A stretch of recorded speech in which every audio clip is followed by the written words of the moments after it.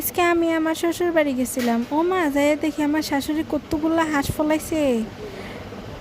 আমার দেখেই তো অনেক লোভ লেগে গেল। তো আমি ভাবতেছি একটা হাঁস নিয়ে যাব আমার বাসায়।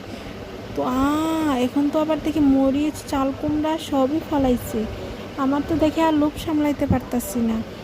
দেখো কত বড় চাল কুমড়া। এই মুরগিটা কি মুরগি আপনারা বলেন তো সবাই।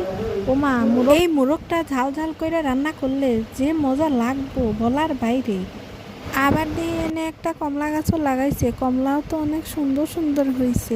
তো ভাবলাম একটা দুইটা কমলা নিয়ে যাই। আমার শ্বশুর বাড়ি কিন্তু ফুল ফলের অভাব নাই, আপনারা যদি খাইতে চান তাহলে আয়া করেন। এখানে দেখেন কতগুলো আমি ভাবতেছি এই ফুলগুলা নিয়ে আমার বাসার টপের মধ্যে রাখিরো, কি বলেন? টাকা আবার ননদিন রাগ করবেন। গ্রামে থাকলে আসলে অনেক ভালো, সবজি সবগুলো চাষ করা যায়। এইখানে আবার আমাদের একটা ফার্মও আছে, এখানে আমরা মুরগি চাষ করি, আপনারা দেখতেই পাচ্ছেন। এখানে অনেকগুলো ডিম। আমি আর বয়স দিতে পারবো না। আপনারা সবাই ভালো থাকেন, টাটা।